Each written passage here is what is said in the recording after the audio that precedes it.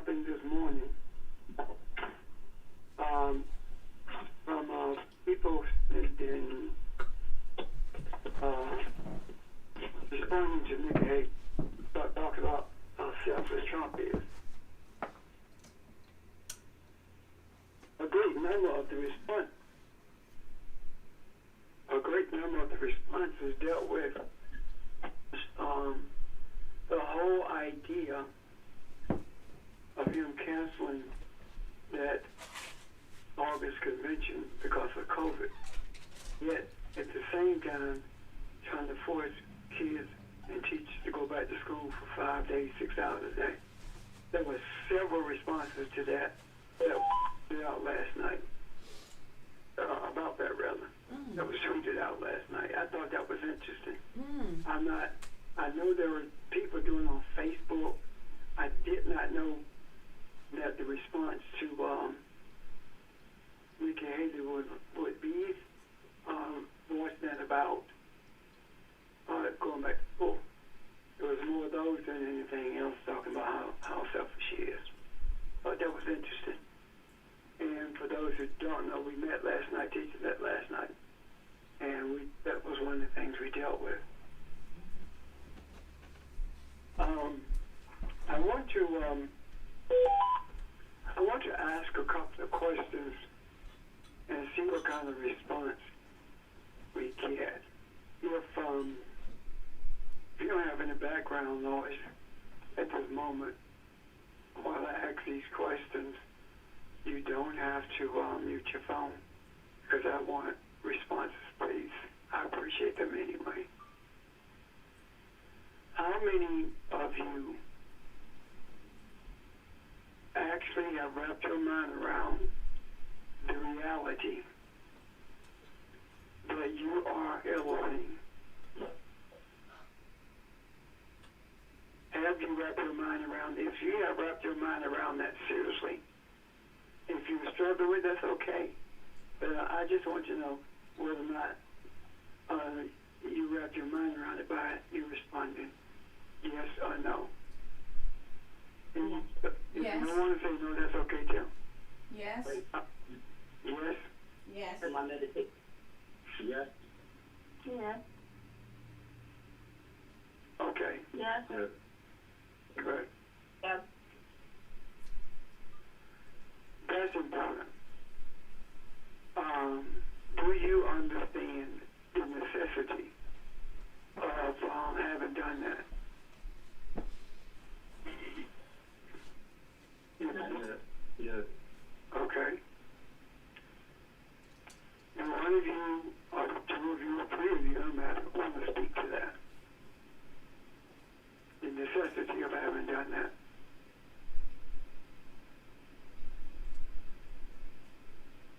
Well, for me, a couple of weeks ago when I talked about finally coming around to the realization that I am, it's kind of really changed my mindset. Mm-hmm. So I think that's why it's important. It has changed my mindset. How does that change in your mindset relate to humanity?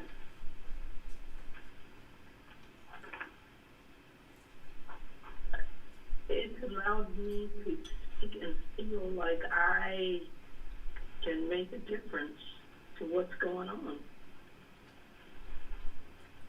Okay, anyone else?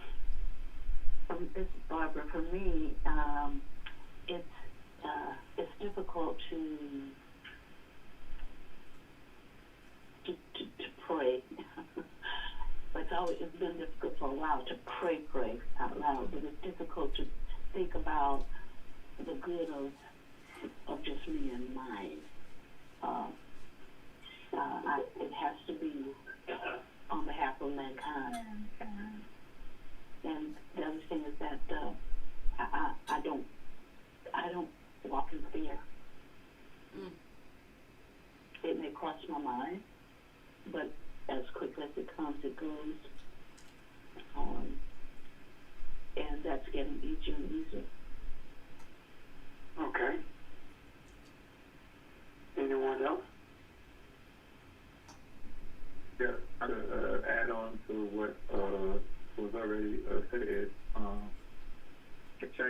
a perspective, and the perspective is one in which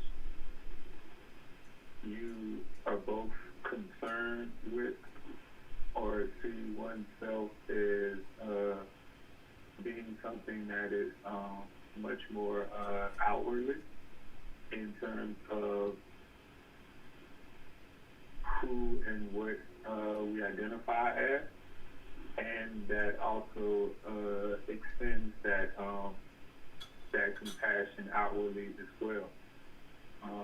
But even in addition to that, the idea of recognition of who and what we are, it also frees us up and helps us, I don't want to say helps us, but brings us into the realization that we can reach out and give more, to the point where there is no like limited size or limited ability, and therefore I cannot reach out or be concerned for I guess you would say much bigger things.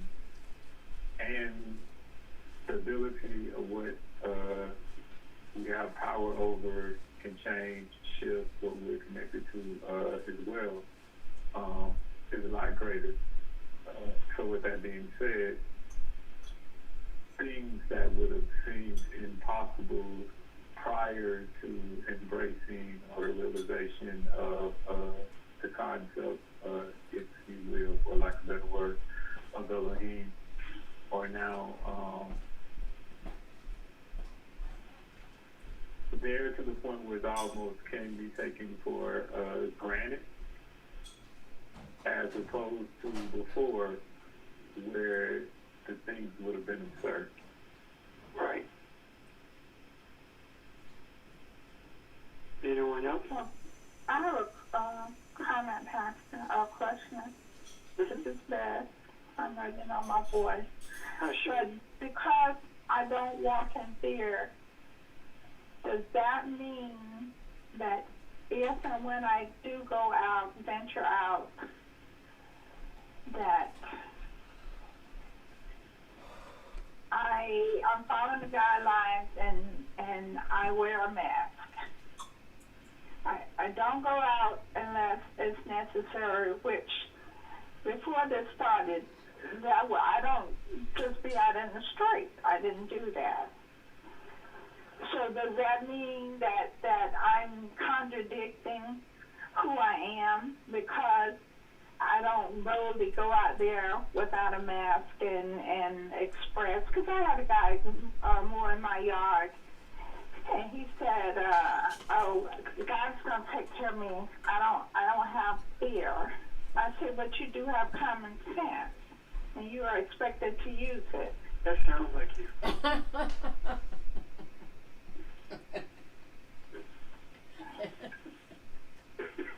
That's best for you.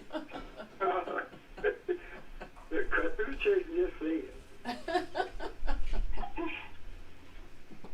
So am I expressing that I do have fear because I am going by the guidelines and not doing those things that would express that, oh, I boldly go where no man goes? Okay. It depends. You can be doing that out of fear, but you don't necessarily have to be doing that out of fear. It pretty much depends on your intentions and why you personally are doing that. I can make an easy case for just the idea of doing that, and you telling the guy about common sense in terms of what's being responsible. The entire idea of the isolation, in terms of physical isolation, and the whole idea of wearing a mask doesn't in itself only have to do with us as individuals. It has to do with protecting others as well. They don't want you, or not when I say they, the experts have finally said something about wearing the face mask with the filter.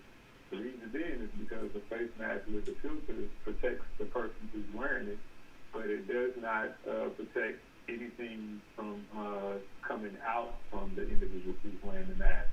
When I went to came down there to South Carolina for my grandmother's homegoing service, I took extra precautions, wearing an N95 mask, etc., not to expose anyone else to me, coming from what was once a hot spot, and I could easily, I knew, have been asymptomatic, been a carrier, but didn't want to come down there and transmit the virus to anyone. So the idea of you not staying home, it pretty much depends on what's your intention. Are you trying to help stop the spread, and it could be both. Not help spread possibly the virus and doing your part, or it's because you're just completely fearful of anyone and what might result of your interactions with people. Well, like I said, Shelton, I wasn't out there prior to this happening.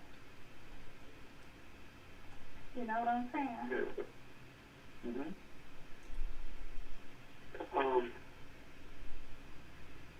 I agree that it doesn't mean that you are afraid.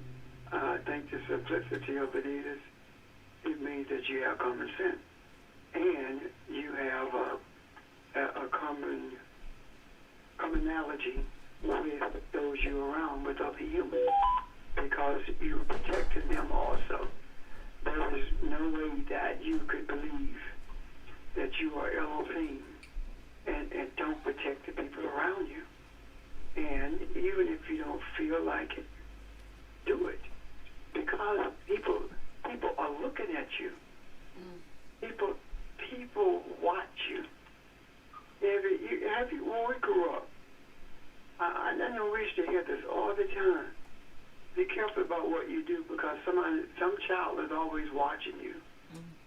Right. And they want to be like you, even though you may not know it.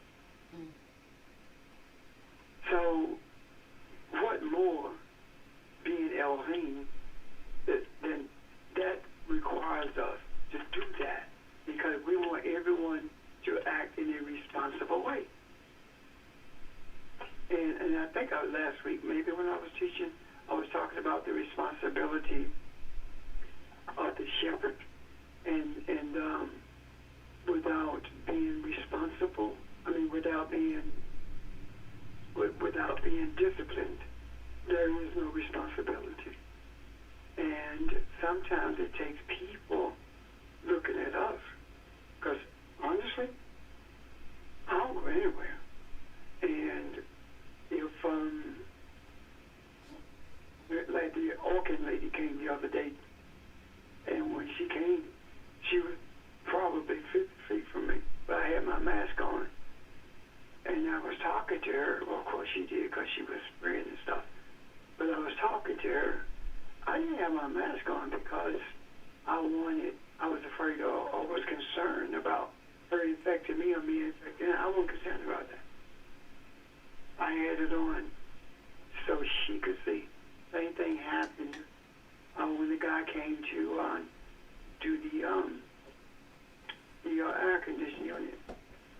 We were outside. I put my mask on. Get what he did. He went back to his truck and got his. So that's what I'm talking about.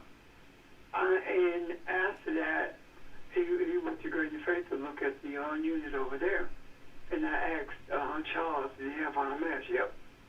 So did he start wearing one, or we became more cognizant of having one, or did he just have it in the truck just in case? I don't know the answer to any of those. All I know is that he did it. And that's what we are supposed to do. Have people emulate us, right? Mm-hmm. So, anyone else before I say some things I want to talk about a little bit? Not much. A little bit. So One of the things too I was thinking about with it is, wearing a seatbelt, for instance. Yes. When we talk about, well, God's got me, and then you don't drive around with a seatbelt, or there's just some things that we do that at one point we didn't do. That was just one that came to mind. You don't smoke in restaurants either. Yeah, and it was hard at the time not to do it. And the thing about the mask too is, I know when I'm driving, because I'm the one who tends to go out here, to the grocery store or whatever.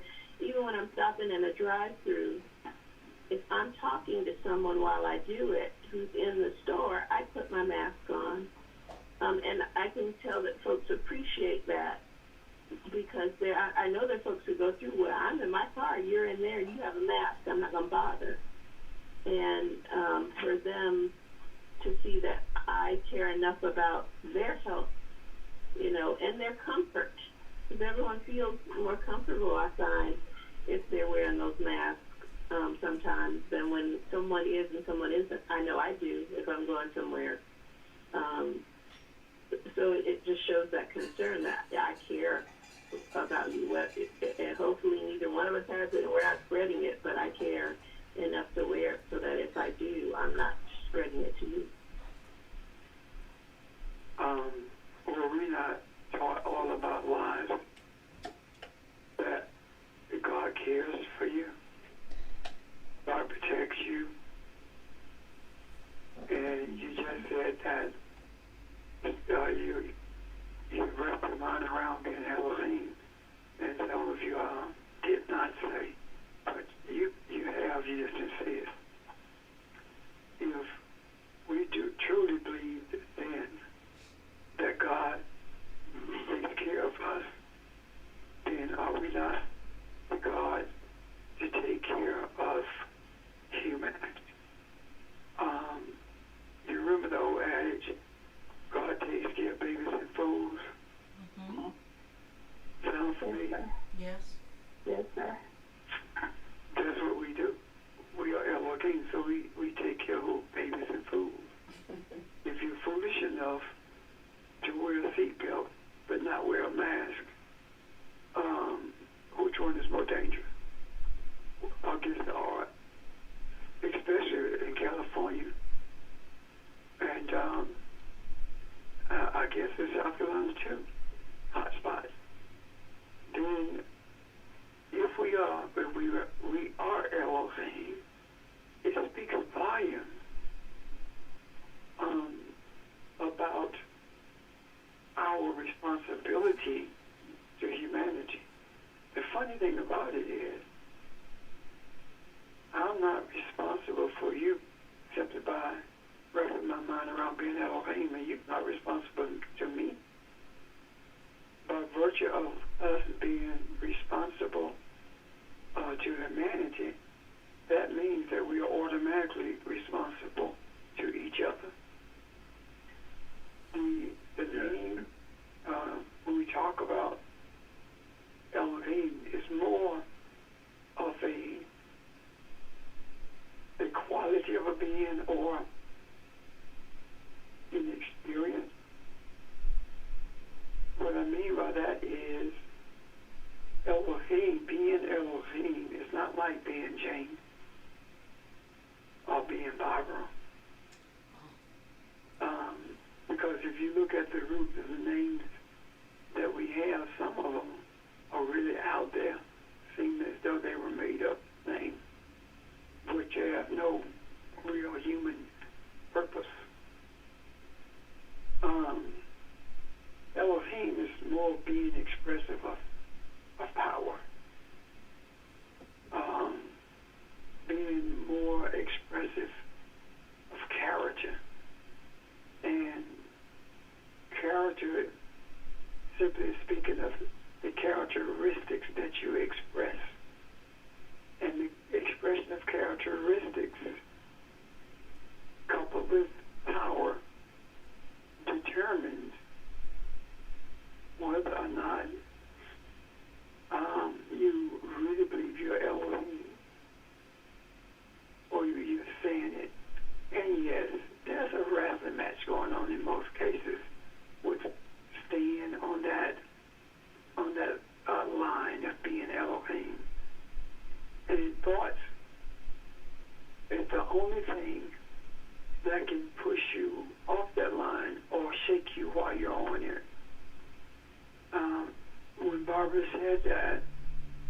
it goes through her mind.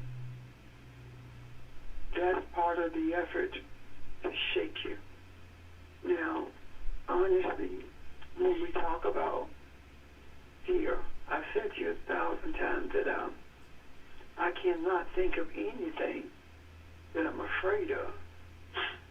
And that there's a lot of people that's crazy. But I suppose that's how I survived as I grew up, especially dealing with in the civil rights movement, voter registration, and did not understand or did not know that that was a part of who I am, not being afraid. And it took me back to the trip on my way to Albany when I was Albany, Georgia, when I was in college. I slapped that white dude, knocked his checkerboard over, and got back on the bus. I wasn't afraid. It may very well be that lack of fear put fear in him.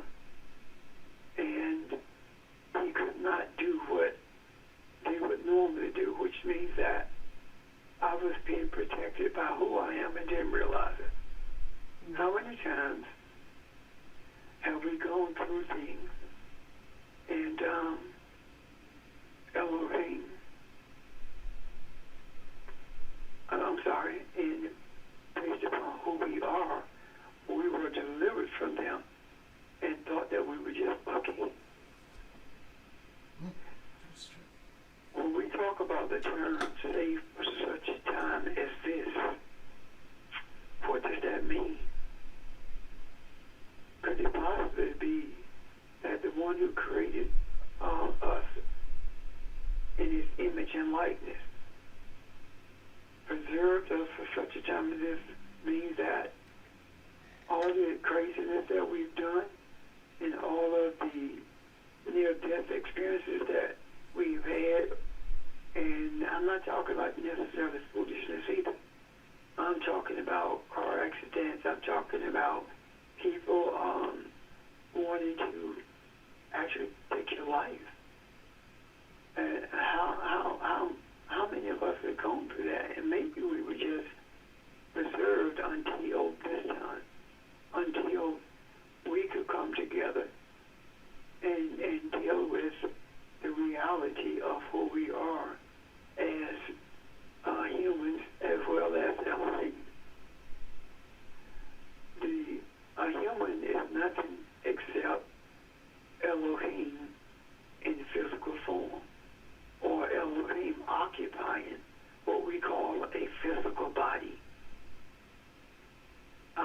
We could have just as easily called this body a floating body, and that's what it would have been. Because when we think about something physical, we think about something that's solid. Nothing is solid. It simply means that the atoms are moving slower. And what is slower? I don't know. Slower is what? Something you can see. So we are a solidification of spirit.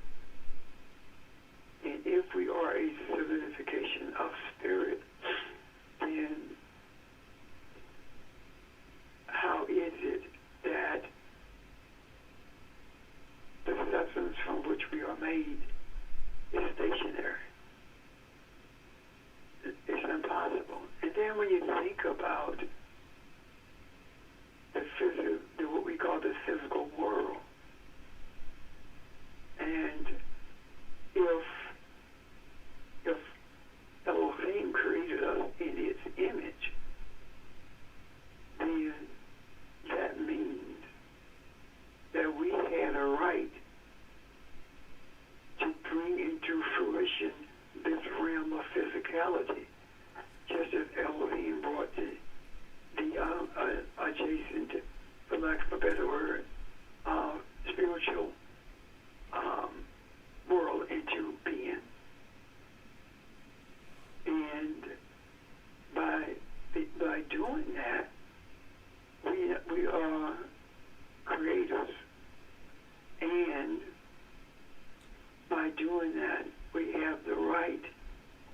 call it what we want to call it in terms of physical or spiritual. In doing those things, that speaks to the idea that even a human is not a solid entity, as we refer to humans. The difference between humans, as I see it now, and Elohim, the difference between the two, the human and the spiritual, is that the human does not recognize who it is as Elohim.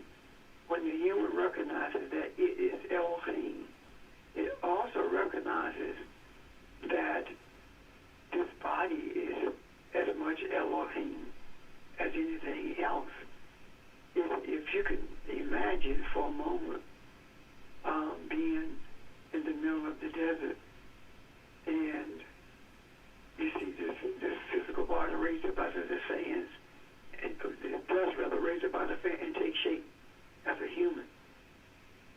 And then the same wind or spirit that brought it up out of the dirt and made it human, when it leaves it, it just collapses back down into the dirt. So, is it not possible that those of us who are the creators of this physical world, of the earth consciousness, is it possible that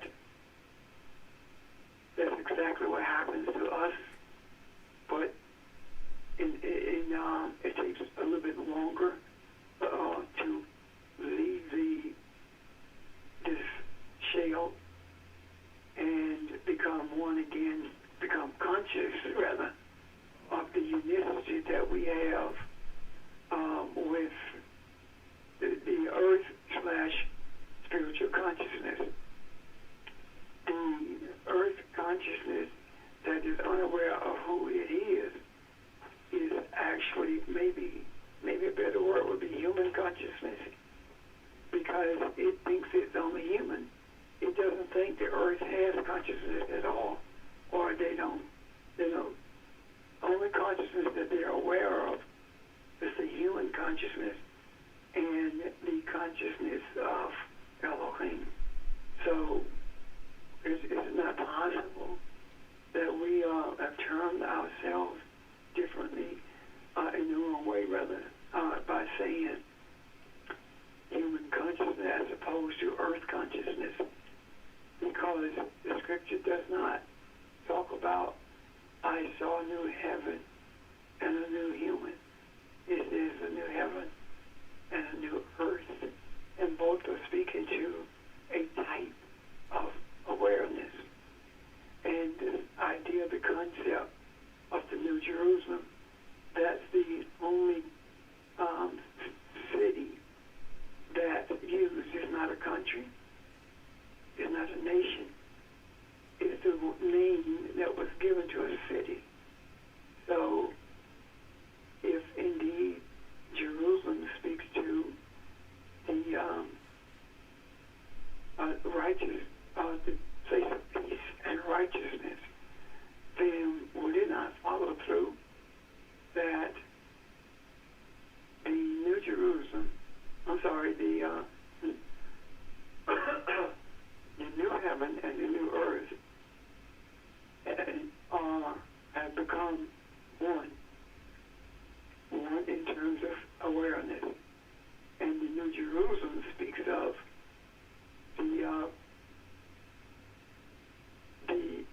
speaks of peace and righteousness prevailing in both of the consciousness, as opposed to believing that everyone has to leave the physical, what we call the physical body, in order to be a part or enter into a place of peace and righteousness, when the place of entrance has nothing to do with leaving something physical and going to something spiritual, because we're already there. The reality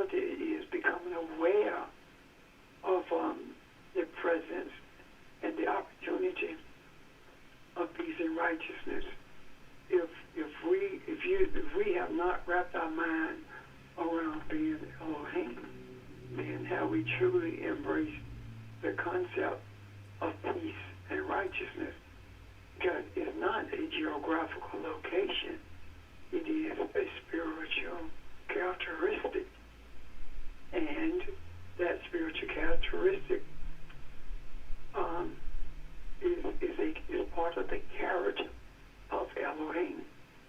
And being a part of the character of Elohim, it also speaks to the responsibility of Elohim to those who are walking in blindness.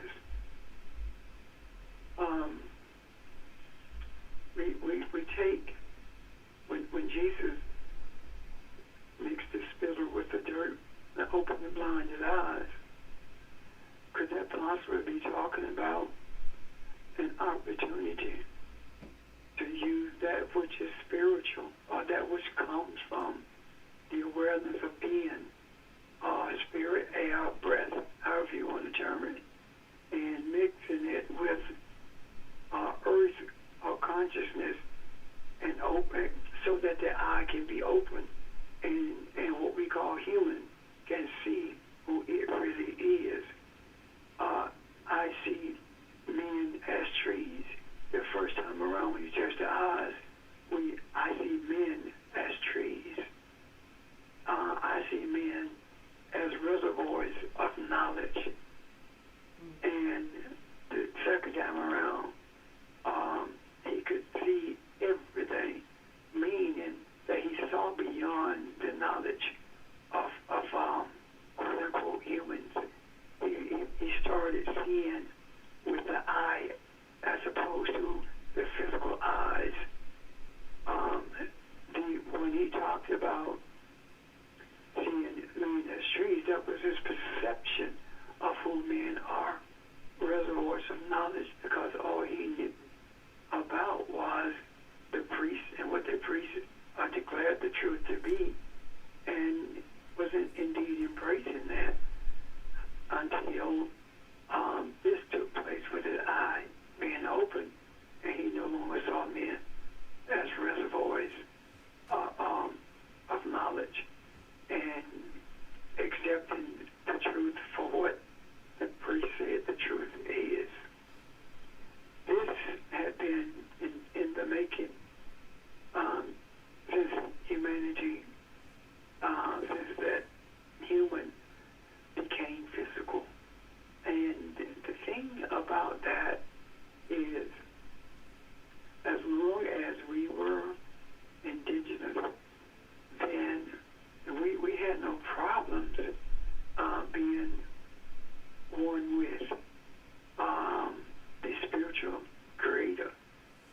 And that's expressed in the reality that all indigenous people believe in a greater being and feel one with it. When we talk about being one with nature, we're talking about being one with our creator. Why do I say that? Because when we embrace that we are one with our creator, then that means that we are one with our creation, and that the physical stuff is our creation. And all of this started when the entity Adam was put to sleep, and going to sleep means more than being unconscious, because if you look up that word, it means to be in a state of unconsciousness.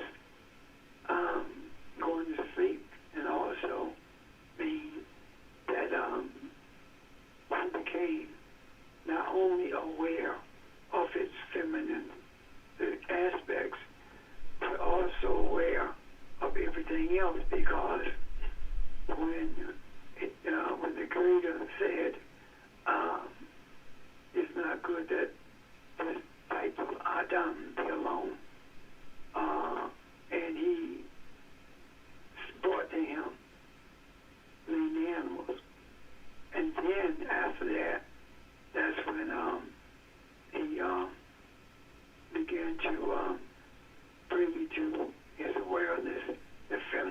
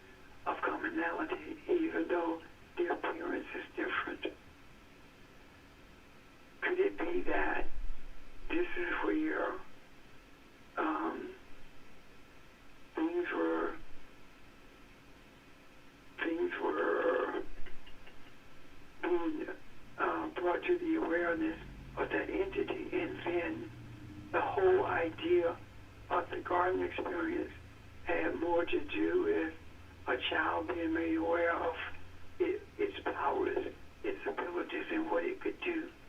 And that child reached a point where it became more curious about this feminine aspect and wanted to know what could it do. And the impregnation of the feminine aspect was not an impregnation with a child, but the pregnancy was one of understanding the tree of life as well as the tree of knowledge of good and evil, becoming aware that good and evil, or ripe and unripeness, had to be in a place where the unripeness could be ripened, and the extrication from the garden was simply an extrication from being between or in the presence of both good and evil, meaning that the mindset of good and evil and the mindset of pure light could not exist in the same place. And if it did exist in the same place in terms of the entity Adam, with both, the masculine being aware of the feminine aspects, if it were that way, then there would not be any creativity left in the entity called Adam, because everything would have been brought into existence instantly at its behest. So Elohim made it so that there would be a wall, a separation between the tree of life and the knowledge of good and evil. So it resulted in this whole earth experience, the whole universal experience, being separate in terms of awareness from the tree of life.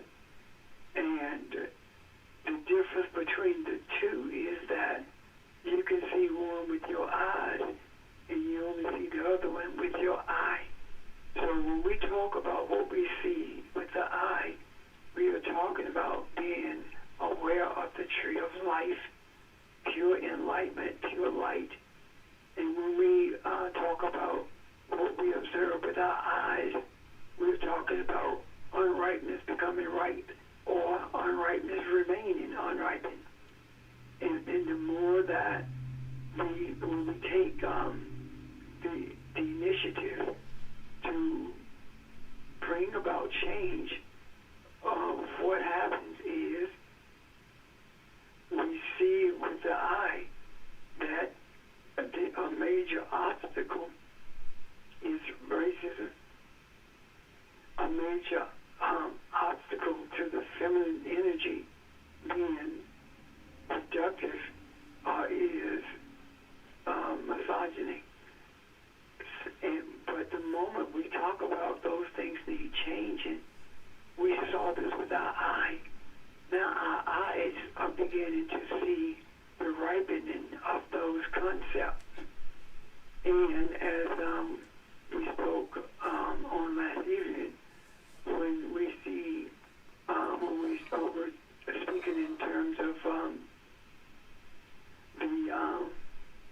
of greed, and as was talking about,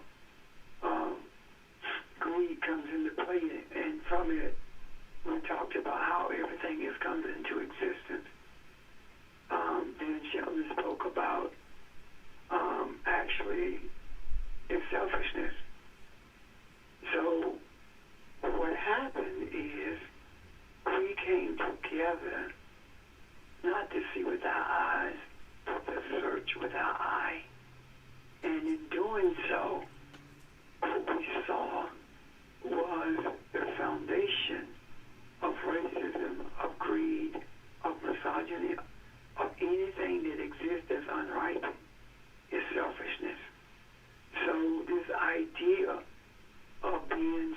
separated from each other is the thing that perpetuates the isms that needs to be altered or needs to be put in order so that they are no longer unripened, so that they are no longer adversarial concepts.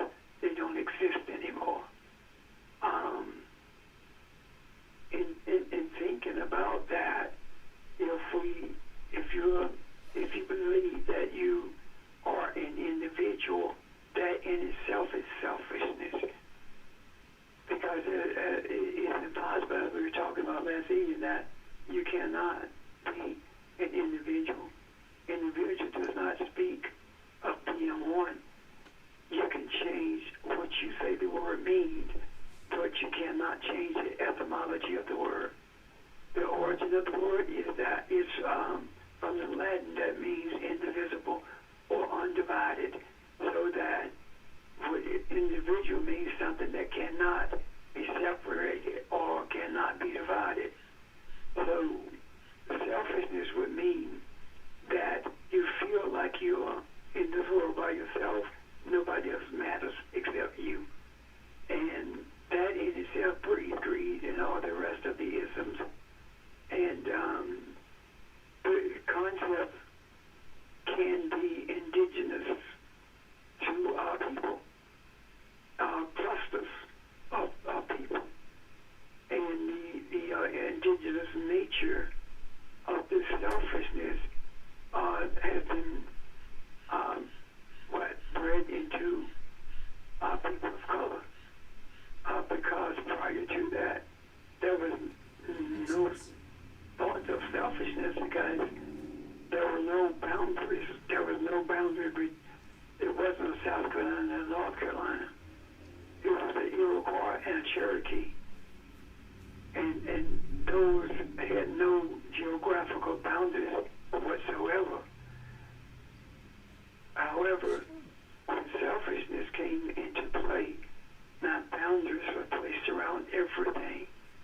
At the Niagara conference, where the Europeans divided Africa, they divided the lands with tribal, adversarial tribes in the same place. I should say adversarial groups of people who had different customs in the same place, so that they would battle each other and they could control everything. They could control both by virtue of teaching each one of them how to be effective at killing as many as possible, where prior to that, that didn't happen. So the attitude of the concept of selfishness is what we are actually dealing with changing. And the way that happens is not by physical killing anyone. It happens by changing the mindset of humanity. And that's in progress as we speak. And the manifestation of it is what pushes other people to become ripened. In other words, there were numbers of people, 200,000 times in the streets marching for quote-unquote equality. And none of the isms were altered. But when the representatives of that concept of selfishness start seeing that there needs to be a change because this is wrong, that's when we begun to see the manifestation of the change.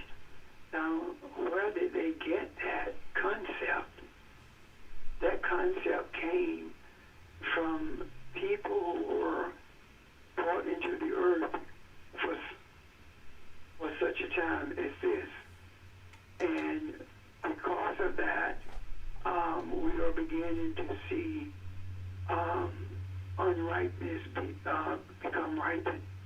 And just like a fruit, all the fruit on the tree cannot become ripened at the same time, but it the ripe fruit does aid and assist the unripened fruit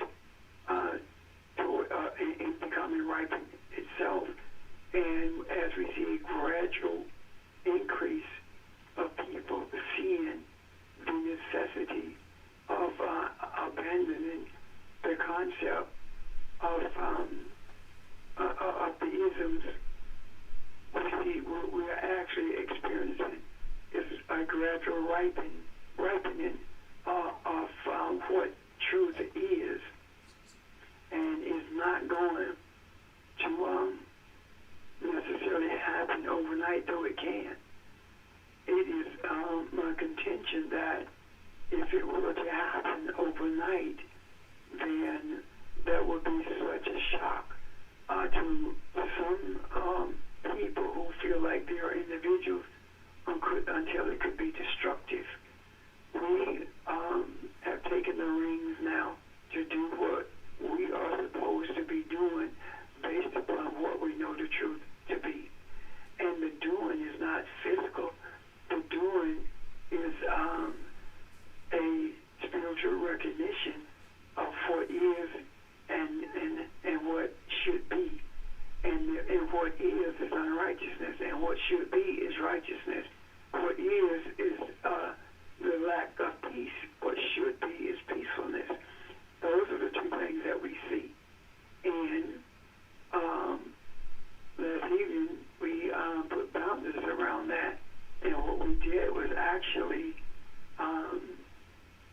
contain this attitude of unrighteousness and the lack of peace, so that, or let me say it this way, unrighteousness and chaos, because unrighteousness breeds chaos. So we have put boundaries around the chaotic concepts so that they cannot move beyond where they are. It is my belief that the coronavirus had to do what it is doing in this country, so that this country will be banned from entering. People from this country will be banned from entering other nations, because if that be the case, we have boundaries around the attitude of selfishness, around this attitude of unrighteousness breeding chaos. Now we set boundaries around it. Once we get it stabilized in this nation, then the whole world will become stabilized, because this nation is the root of chaos, unrighteousness. It is the root of hatred. It's the root of all these things that we must deal with. So once we root them by virtue of bringing the righteousness to the awareness of people, they don't have to embrace or believe that they are Elohim. They just need to believe in righteousness.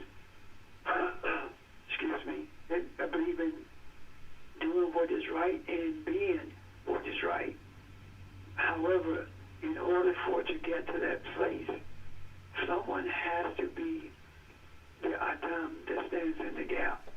And the Adam that stands in the gap is a recognition and embracing of the physical energy that is necessary to become the bridge between this physical place that we brought into being based upon rightness and unrightness, and this and the place of enlightenment where we reside as spiritual entities.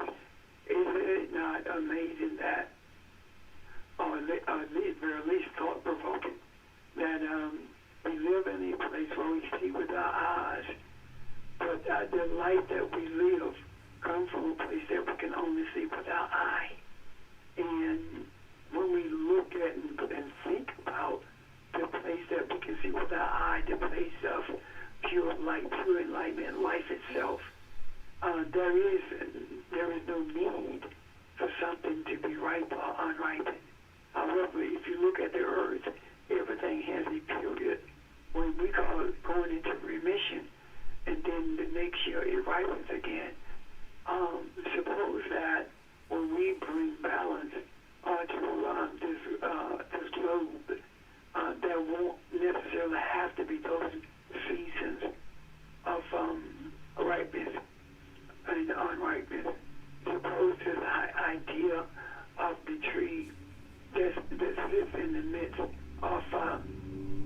righteousness and peace, which is the New Jerusalem that has leaves of healing. Suppose those leaves of healing are simply speaking of the knowledge, the heal, the ignorance that so many of us professed, and some still professing, that it is impossible for us to be Elohim. We can only be angels when we die. Suppose that the healing that these leaves does is simply the knowledge to infuse people with this understanding so that they would become as we are in terms of what they embrace.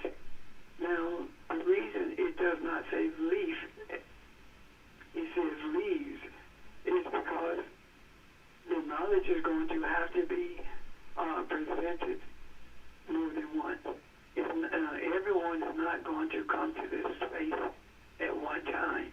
So it talks about multiple methods for imparting this knowledge of who we are. But as we are in the midst of this New Jerusalem, and the idea of a crystal sea speaks to the principle of being able to see with the eye just as easy as you see with the eyes, being able to conceptually recognize what's happening in the spiritual realm, as we say, and what's happening in this earth realm. Suppose all of these things are real, and what we are experiencing is the reality of the magnitude of change that we have wrought simply by desire. If everything that exists because of the spoken word, then it makes sense to us, or at least it should, that our discussions are what's bringing things to a place of balance. We talk about, hold 1 second. Okay. We talk about the reality of bringing.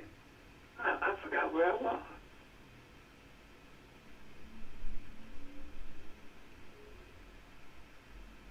Patrick, as you talked, what I see is, you speak the word.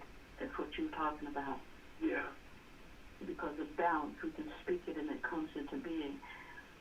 As you talked, you remember years ago we talked about, things are going to speed up to the point where you say something and it appears. Mm-hmm. Whereas things used to take what we thought were years and years to come to fruition. Uh-huh. Now you speak the word and it is. Right. Which seems to be a collapsing of time, of the concept of time itself. It's like with seeing with the eye, you don't need that anymore. Yeah, that's exactly what's happening.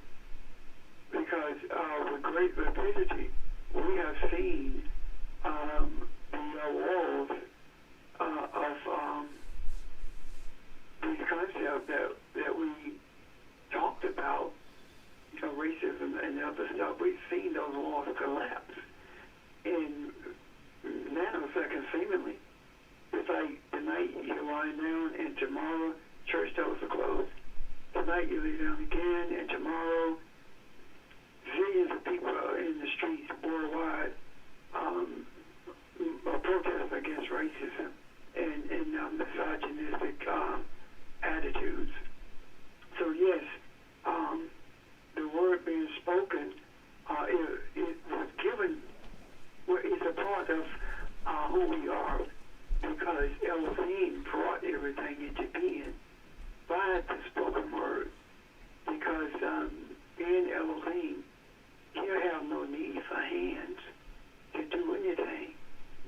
no need for legs to walk because you're ubiquitous.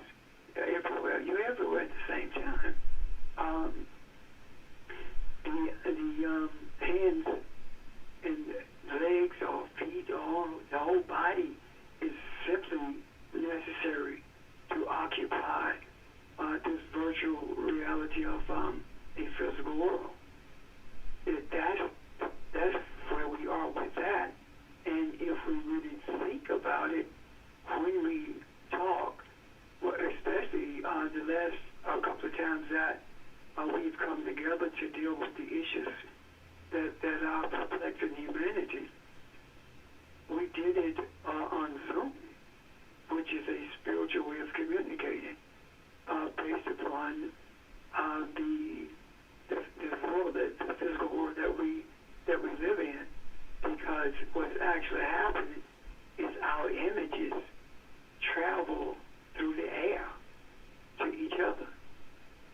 Our voice travels through the air to each other. So my saying air says what? Our voice travels on the wings of the spirit. And these are spiritual communications. The reason it's difficult for us to have them without the images is because we have not gotten to the place yet where we are able to conceptually speak with each other on a regular basis without the need or the use of electronics. But nonetheless, it is a spiritual concept that these electronics are representing. So, with us being the Word, then that means that not only are we Elohim, but Elohim is the Word, and the Word and Elohim are the same thing. And without Elohim, nothing would exist. If you read that scripture in 1 John, and I don't want to, not 1 John, I'm sorry, first chapter of John. I don't want to, while I'm turning to that, let me ask you, how many of you read your Bible as often as you once did? Think about that. It doesn't happen like that anymore because the words, we are the Word, and without having realized it. And I think that it was not revealed to us until recently because there was no need at the time. And we had to be made fully aware of the power of our speech and how comforting it can be, but also how deadly it can be. And knowing when to deal with it in both instances. In the beginning was the Word, and the Word was with Elohim, and the Word was Elohim. Now, if the Word is Elohim, the Word is with Elohim and was Elohim, that means that there has never been a time when Elohim was separated from the Word or was not the Word.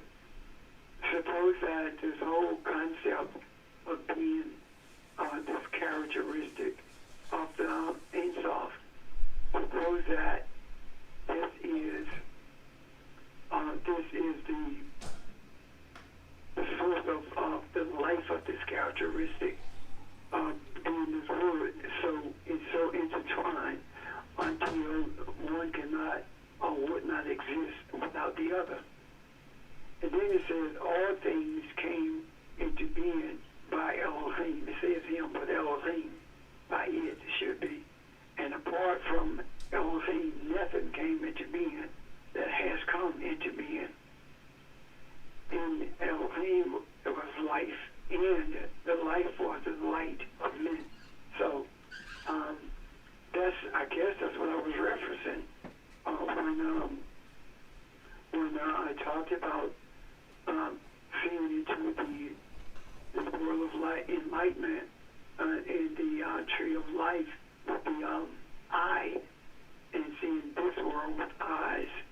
And then it says that, and the light, it says that, and the light shines in the darkness, and the darkness did not comprehend. So, we are Elohim. So, why do we meet the way we do without having to stand on the rooftop and proclaim what we know the truth to be? It's because men would not comprehend it. They would not understand this enlightenment. And I see the reason we have been ostracized from the setting that we call religion. These philosophies that we call religion, we've been separated from them because they comprehend not. And by virtue of not being able to comprehend what we are being shown, it is necessary to stay in the cave, and speaking metaphorically, and operate from the cave for the benefit of humanity, because we don't have the time to argue with people about what we believe when we know what the truth is. We just do what we do and keep it moving. So being Elohim and recognizing that speaks volumes about the characteristics that we are, that we possess.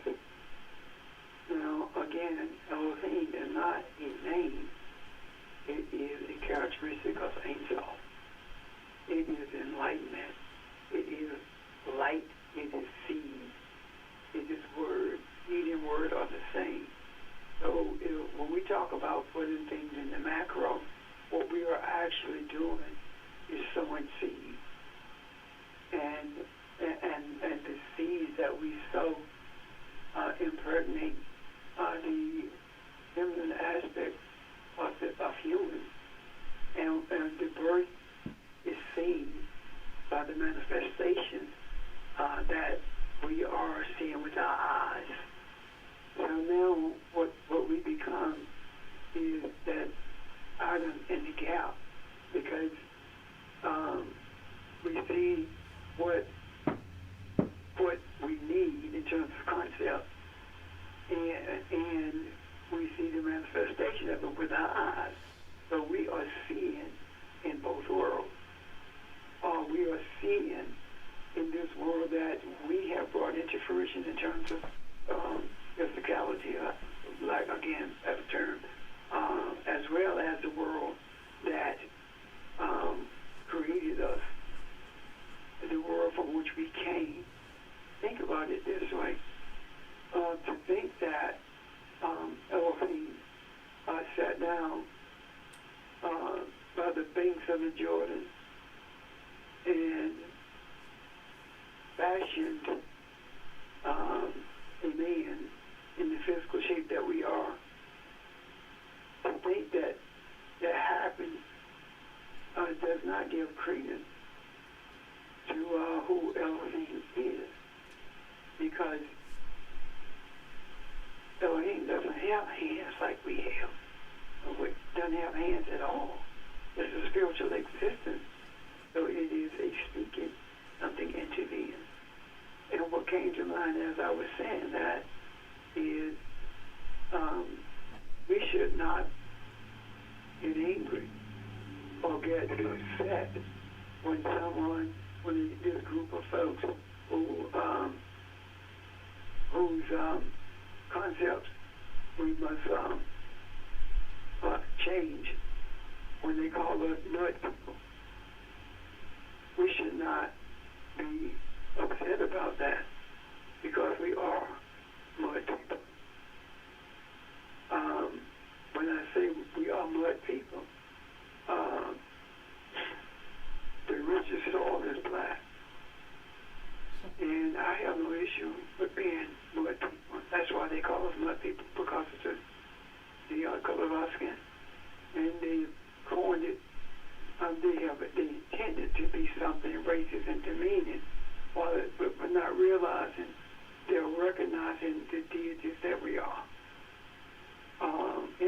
questions before I go further? Comments before I go further? Yeah, Pastor, I just wanted to reflect on something that you said earlier when you said, or you mentioned about being saved for such a time as this. And as I reflected on that, it made me, think about, bringing balance, to unrighteousness and chaos, but how do we bring an end to the pandemic? And if we have the power to be able to change things, I was just looking at what you mentioned in John, the first chapter. You mentioned verses 1 through 3 in the beginning with the Word, and the Word was with God, and the Word was God. It goes to say He was with God at the beginning. When we say He, we know that we're both masculine and feminine, so if it's she or he was with God at the beginning, and if God is spirit, we are spirit, then we were there at the beginning. And I know we have talked about going back to our beginning in terms of our origin and understanding who we are. And so I was just reflecting on, the two meditation dates, that we were given. And one was back in December the 7th, 2019, which, adds up to be 22. And the reason why I'm reflecting on 22 because 2 plus 2 is 4, which talks about creation. And again, again, we had another, date that we were given. And at the same time, again, when I added up those dates, it came out to be 18. And 1 plus 8 is 9. But if we add 9 and 4, which is 13, again, it has its relevance. And so when we talk about, again, the number 9, and I'm always saying that because it's about the finality of God's word, the spoken word. And it says that, the number 9 is very prominent when God wants to reveal something very final. His word, her word, is the final authority on all matters. And so God's word is said to be God-breathed. And so when we look at 2 Timothy 3:16, it says all scripture is God-breathed and is useful for teaching, rebuking, correcting, and training in righteousness. And so as we talk about bringing righteousness or bringing balance to the unrighteous and chaos, I know that, we're in a time of finality. And I think this is why we're coming together as one and dealing with the question that you asked, how many of you have wrapped your mind that you are Elohim? And so, again, I just wanted to just share those thoughts that was in my heart and mind. Thanks for letting me share that. Okay. Anyone else?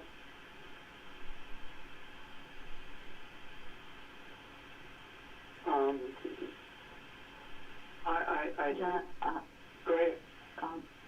George, you were talking about the 2 dates that we were talking about, 12/7 and 12/19, and 12/7/19, and you were talking more specifically about 7/25/2020, which is what we're going to be meditating on today, which equates to that 9, correct? That is correct, and I, just wanted to share that in the spirit. So for those of us, again, that in the past, you talked about the number 13, so it's a blessing. So I appreciate you responding, Barbara. Anyone else? Yeah, this is Rainia. As you were talking as well, Pastor, about in the beginning was the Word, and the Word was God, and the Word was with God. And I thought about Word and how it's created, you need air. But I also thought about without air, it's vibration. We talked about this. It's a waveform. And then even as George was talking about the numbers and what they meant, it all breaks down to how different resonances, all those numbers, which is why music was cool to learn. You have the first resonance of a wave, the second resonance of a wave, and I felt like they kind of added up in terms of this thought of what reality existence is and how God, is like a potential waveform that becomes kinetic, and the Word is the same way. This waveform that grows, and that as who we are adds to this waveform, waves can come together and they can either be chaotic and dispel each other, or they can resonate and build. And that's what I felt like this was doing, was building that waveform, that wave that brings balance to the world, the equation of the world kind of. And this is the first time I've seen it as mathematically as both you and George and Mom kind of talked about that. That's what I thought of. That these terms we are given so many ways to see it, through math, through physical, to see this concept of balance and harmony through so many aspects. It's like God, the universe really wants us to understand it and gives us all these ways of doing that. And that's it. Okay. What's actually taking place now is a sharpening of the word that we are, our intention. It's like pinpointing something as opposed to being scattered. The more we talk about it, the more it resonates and the more poignant it becomes, which means that we are actually getting closer to being that arrow that's released and hit its target, because you focus on the target. So I think that's important. As George was speaking about when he started speaking about the word and the numbers, for some reason I never thought about this before. Our daddy died in 1989, and if we 1989 is 27, and that's 3 times 9 plus 7 and 2 is 9.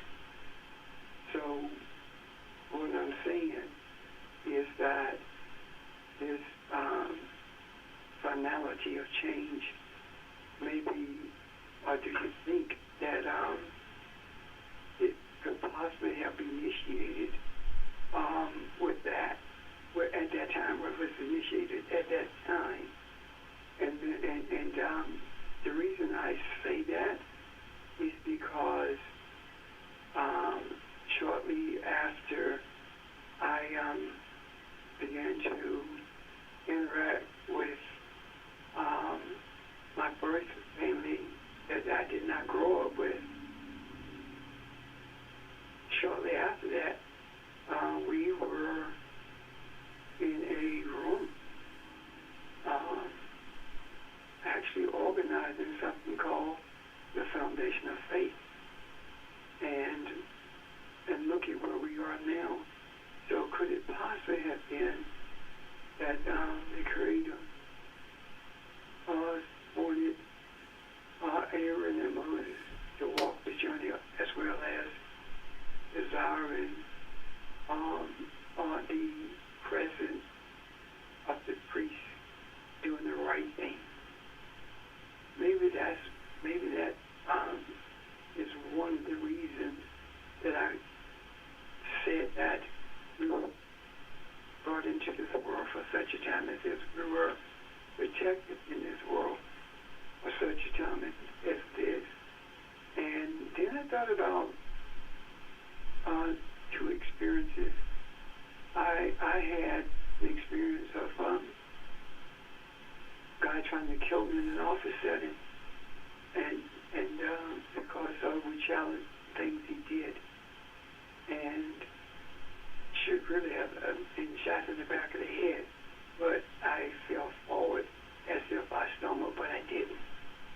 And the same thing happened, I think, with George, even a meeting one night. Am I right, George? Yes. The same thing happened, and he didn't flinch. So he fell to the ground. So maybe these events in our lives take place for a purpose, for us to look back at and realize that we could have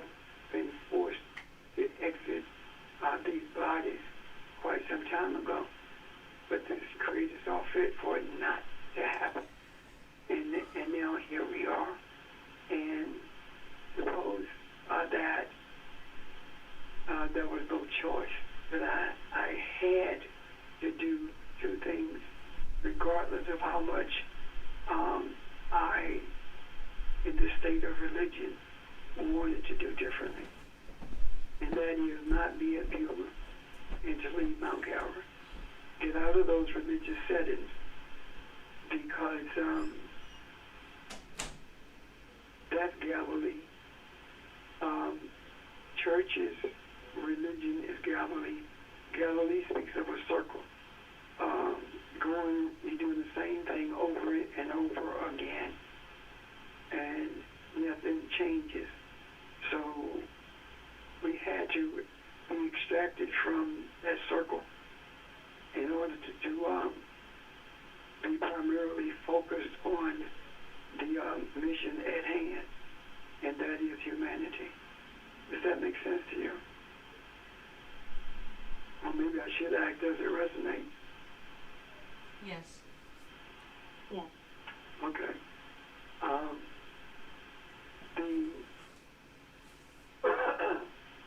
Excuse me. Back to the names, name of Elohim, and we talk about Elohim, right?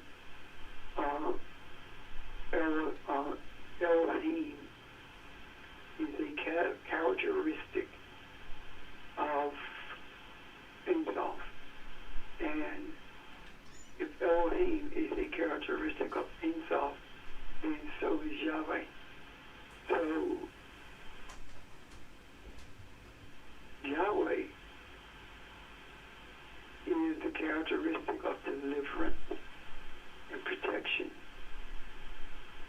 Elohim is a characteristic of bringing into existence worlds, bringing in existence rightness and unrightness, bringing to existence pure light. The characteristic of Elohim would be more than just creator. Whatever it creates is it also. The earth realm, Elohim, the heavens, Elohim, or the enlightenment, all of this is Elohim itself. And that's the oneness that indigenous people spoke of that they have with nature. Now, we also talk about something else. We talk about I am. And I don't remember what year, but Nick was much younger than what he is now. Not that he's old by any means. Sheldon old, but not Nick. Nicholas wrote on the board. What did he write? What is it that your The direction of your intent and just be. Yes, and just be. Right? I know that he talked about it because he was teaching us that. However, the depth of that is something that I don't think we have perceived yet. Because the I am, being I am is to set your intent and just be. Because the Aryeh, Asha, Aryeh, I am that I am, that's not what it says.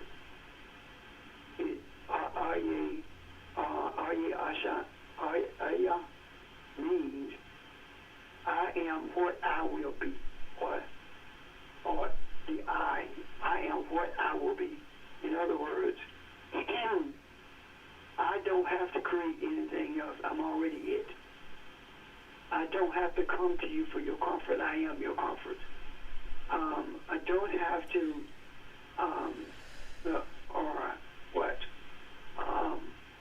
keep you on the line on this journey without you being tired of traveling this journey without seeing change.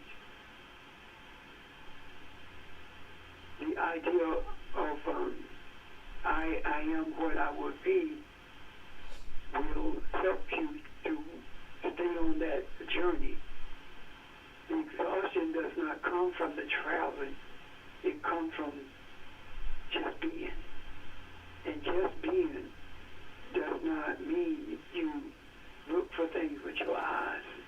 Just being means that you see with your eye.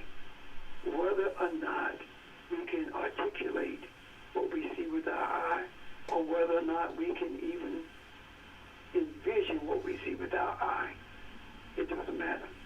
Because if we set our intent and just be, that is being what we will always be. I am. It's talking about I am what I will be. So, having said that, there is no movement in terms of from one geographical spot to another geographical spot. There's no movement. There's no necessity for that. And the thing that we call movement is simply a manifestation of something that already exists. So, how is it then that all these isms came into play? Because Elohim brought them into play. When the characteristics of unrightness and rightness came into being, where did it come from? It came from Elohim. And by virtue of doing that, then a part of that knowledge of being is unripened. And a part of that knowledge of rightness is in the process of ripening the attitudes of that which is unright. The Elohim does not have to travel a physical pathway to get what it desires. It has to know what it desires, even if the human does not understand it clearly. Just desire righteousness and peace. And Elohim, that's us, that we're just becoming aware of. Elohim begins to manifest it through physical movement. So our eyes can see what our eyes saw before it became evident in this earth realm. So when we are fatigued with this journey, it is simply because our eye has been taken away from our desire, and we have lost a sense of being. And when we lose a sense of being, it is at that point we begin to die. And by die, I mean that we begin to become less ripened than what we were. And if we continue that journey, we will rot on the vine or on the tree. So we have to make sure that every time fatigue with the journey makes an effort to overtake us, then we'll do something about it. And the something that we do about it is go back to understanding and embracing Elohim. That is one of the reasons. When this young lady texted me about some meditation and said it was difficult for her to clear her mind, and in the response, I said, what you need to do maybe is get in a quiet space and quietly, without verbalizing it, repeat Elohim until your mind is quiet. She did it. And she does not know when she stopped repeating Elohim. But she did not know how long she was in that state. So maybe we need to do this, go into meditation when we feel like we're tired, simply to keep the body in shape.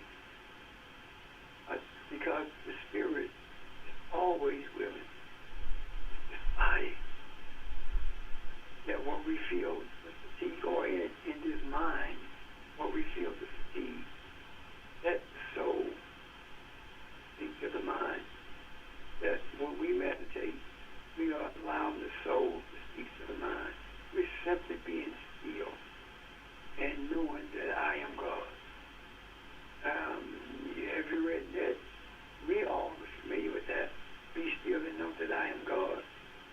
be still and know that I am what I will be is Elohim. So being still reinforces who we are by virtue of shutting everything down that exists around us in this physical world. And you may not, as I said, you may not see it. You may not. You may not see it. You may not see anything. But be made aware of everything. And we talk about infusing and not knowing what we infuse with. It's because if we knew, that means our mind knows and we'll mess it up. Our soul knows. And that's what comes out of us. That's what comes out of our mouth when we begin to talk or teach. And we have no idea where it came from, and now we do. It comes from our soul, and it's hidden there from our mind, so that our mind won't mess it up. Because even as I speak, the things I'm talking about, I'm experiencing as I talk about them. I did not experience them prior to this. It's a difference. I don't feel like I'm thinking or processing anything in that regard. It's like that which is resonating with me is what I am saying. But how can it resonate with me and I'm saying it?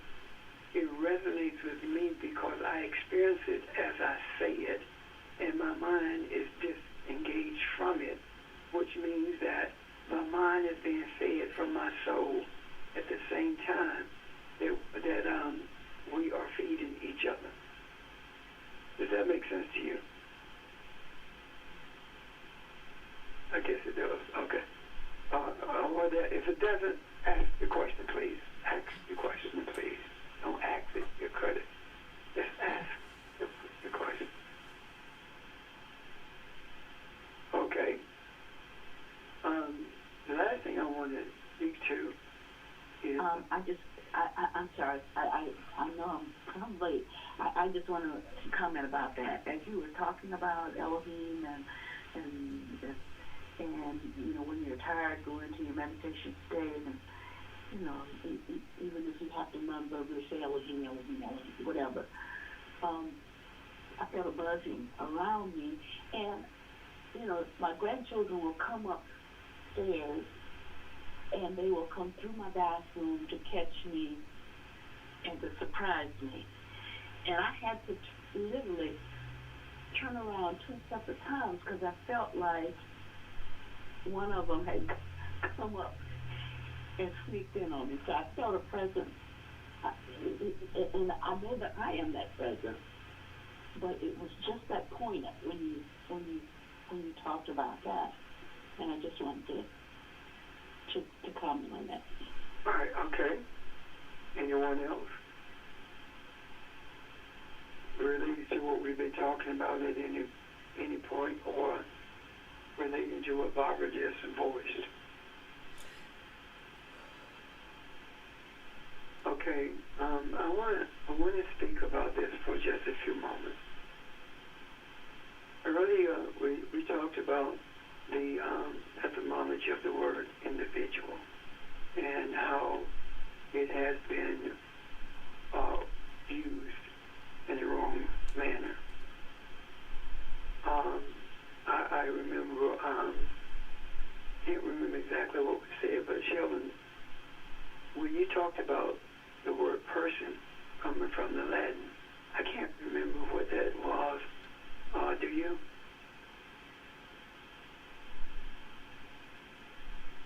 I can look, but recall it. I think it was something to do with a mask, as in terms of it was as if I'm trying to figure out how to explain it. Jay, why don't you It was the idea of look it up? Yeah, I'm looking it up. Okay, I know you are. So I'll do this, and you let me know when you're ready. Okay? Is that okay? Sounds good. Oh, okay. I want to mention it. Can I go back? Huh? While he's looking that up, can I go back to what Barb was just saying? Yeah.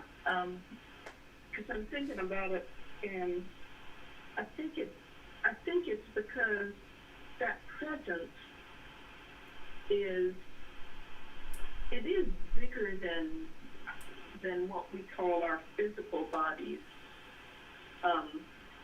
And I say this because I always remember that sometimes when Evelyn had to get up in foundation when we were meeting, she would have to get up out of her chair, and she would say to me that she just felt bigger, taller, and she just needed to get up.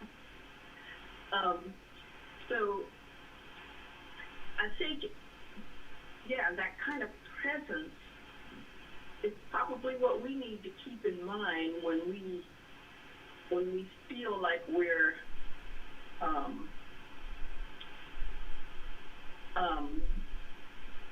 either walking in fear or walking in doubt or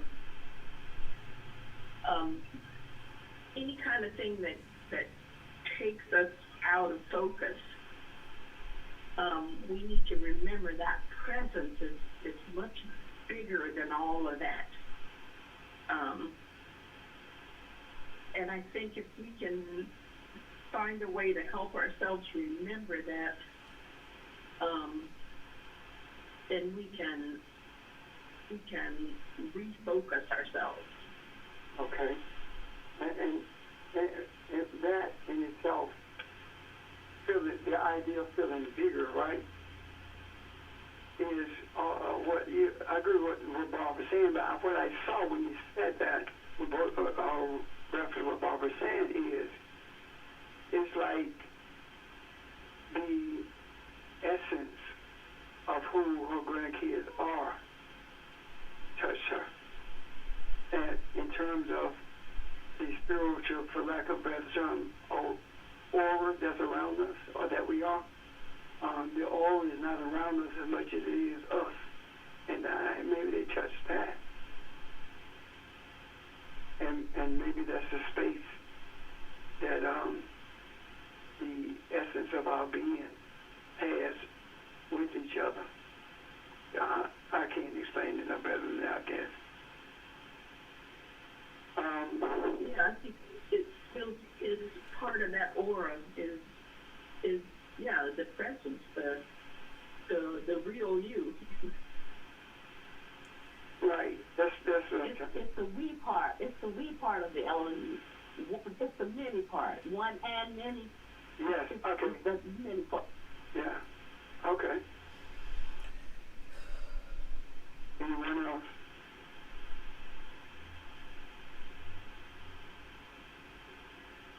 Okay. I want Shelby. You ready? I guess you're not there because you didn't. No, not quite. Okay. The idea of individuality we talked about. The word now that I want to talk about, and briefly, is religion.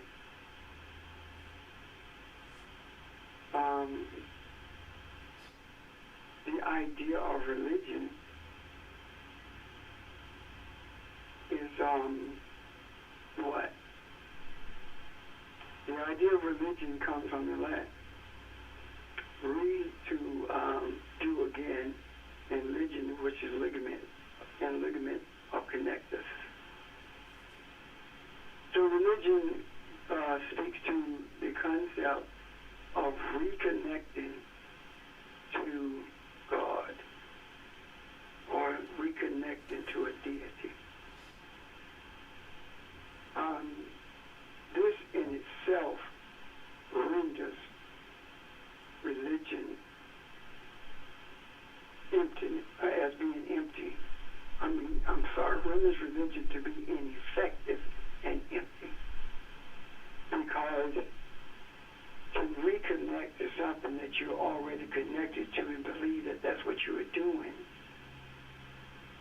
in itself creates confusion. How much effort does it take to plug a cord into the wall, and in that same plug, there's one plug on the or two on the wall, but let's just look at one plug on the wall, and you put one plug, put a cord in that plug. How would you get another plug in there? If that first one connected to the computer and the next one connected to the light, then how would you get it in there? It's impossible. So you spend all your time trying to figure out how to get it in there.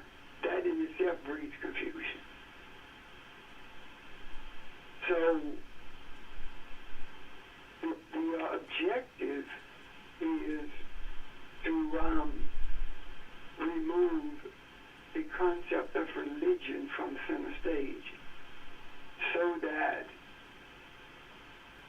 we, meaning humanity, can see that there has never been a disconnection. It has simply been false teaching that tells us we need to be reconnected.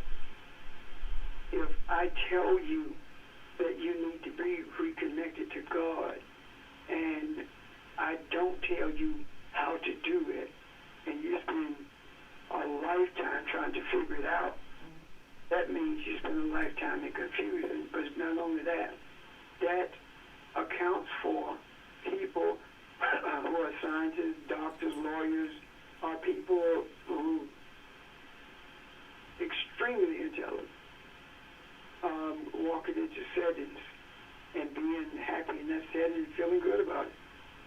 And they're not thinking. They're not processing.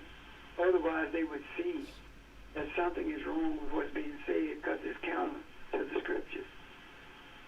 And this also speaks to the urgency of what we do, because it is vital that humanity be connected to,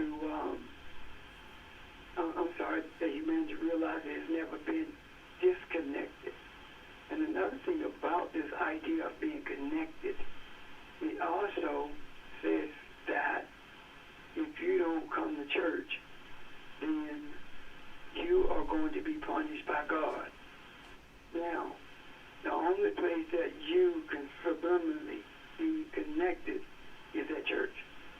So that's why people can lay their religion down. That's why people can leave church and go and feel the same way all week that they felt last week, and go to the quote-unquote altar for the same thing over and over again. That's confusion. That's confusion. Until they will go over every Sunday, until someone who they listen to help them to understand that it's not the circumstance of the problem that's besetting you. It's your thoughts about it. It doesn't have to change. You just have to change your attitude. If you don't change your attitude about it, then this issue is going to change you. That makes more sense than saying, give it to Jesus. Jesus will make it all right. It makes more sense, because when Jesus says, I'm done, it's finished, then why would you turn over to Jesus? Why would you even pray to Jesus? Because Jesus said, ask the Father.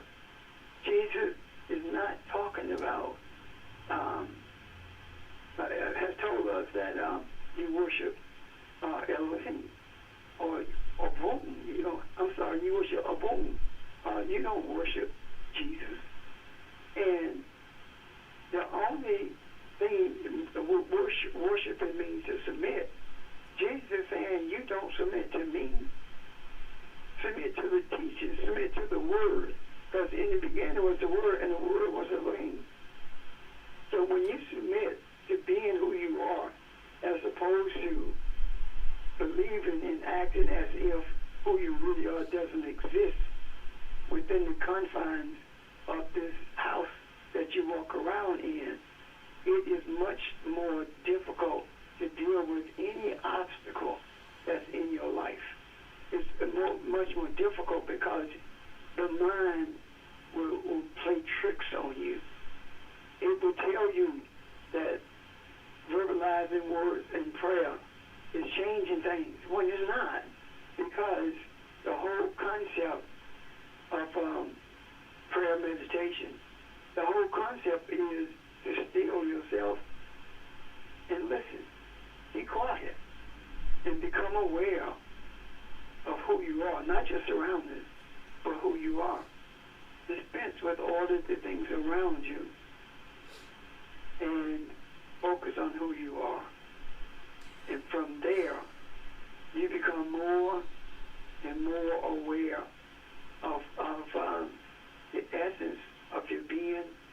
And with that also comes a vision that gives you an opportunity to deal with that circumstance for the benefit of others who are facing the same circumstance. So this idea of religion itself is dangerous, and that is one of the reasons it has been moved out of our way so that we can focus. Any questions? Any comments? I have a comment. Uh-huh. When you started talking, that reminded me of Romans 8, where it says, and especially when you were talking about religion, because in verse 2 says, for the law of the Spirit of life in Christ Jesus has set me free from the law of sin and death.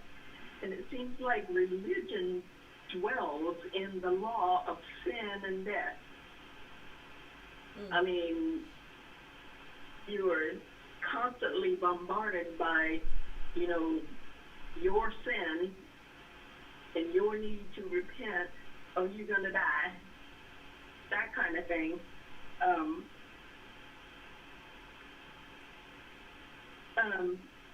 But when we get beyond the concept of religion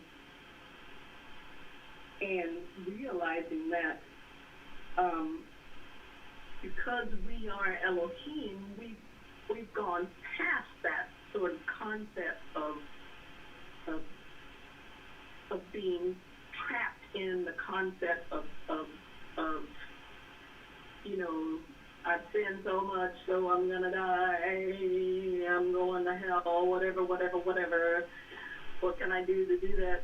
I mean, it is a circle. It's a chaotic circle of negative thinking that just sort of traps you and makes you stuck in that place. But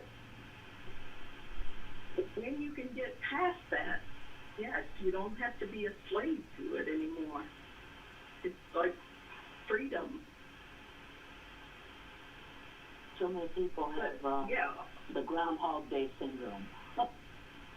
Yeah. They repeat over and over and over. Yeah. That's the going back to the altar over and over and over and over about the same thing. Yeah, Groundhog Day syndrome. And that's that's Galilee. That's what we have done for most of our lives. But guess what? If we had not done that, if we had not gone through that process, we would not be as familiar with the scriptures as we are, which grants us opportunity to understand what they truly mean and to connect them in a way that enlightens humanity. It's like we had to live in Pharaoh's house in order to learn the ways of Pharaoh so we could know how to be free and set others free.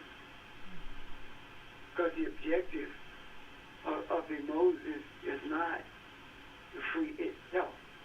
It is to bring out of bondage the whole of humanity.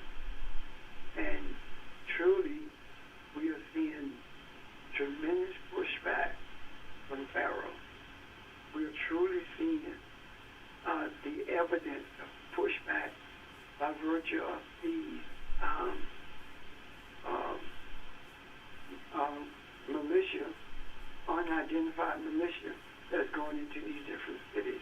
That's pushback because the people on the street protesting are a manifestation of the desires that we have expressed for humanity.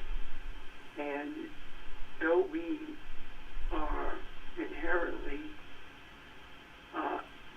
in disagreement with the militia going into these places, they are necessary. Because when these things are happening, the protest gets highlighted again and comes to the forefront again. And it is almost like the moment that it appeared that the protests were dying out, the militia were inserted, and it comes back into the mind, the thoughts, the hearts of men, bringing it back to the surface again.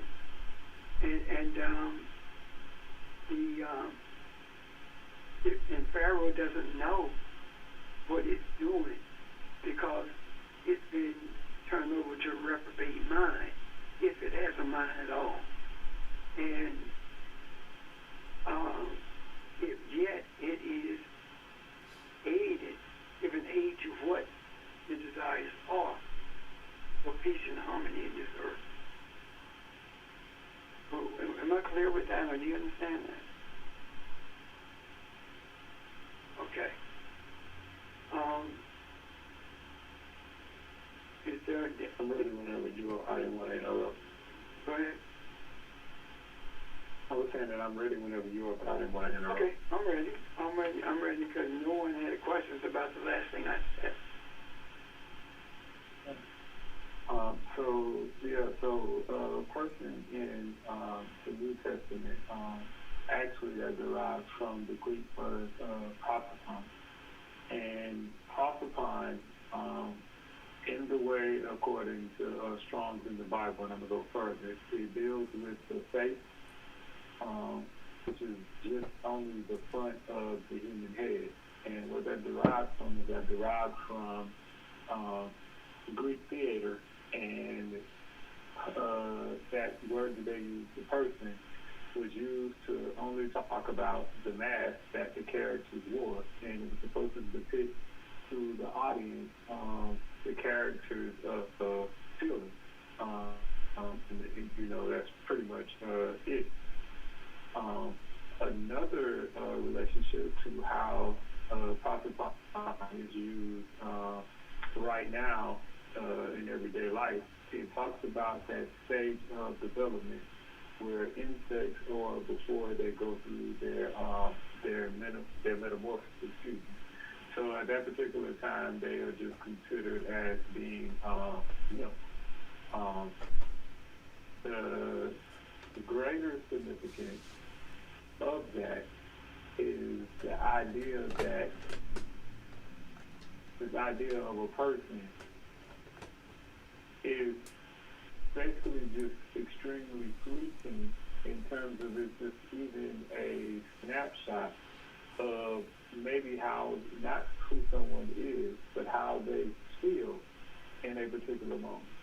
So if you would imagine if I was a character and when I woke up I was feeling lethargic and groggy, etc., I might have a mask on that was sad. Later on, after I got up, had a cup of coffee and had something to eat or something, I might all of a sudden have a happy face. Neither one of those two things are indicative of actually who I am. It's just only explaining how I felt in that particular moment. What's more is the idea of the person only being the equivalent of a face to reveal one's current emotions. But generally as a society, whatever you want to call it, walking around thinking of ourselves as a person is the equivalent to the cover of a book, and which has no depth whatsoever, and is an extremely small portion of even what that book is, has to offer, the definite, etc. It's just a small depth, a small snapshot without any context whatsoever. The content,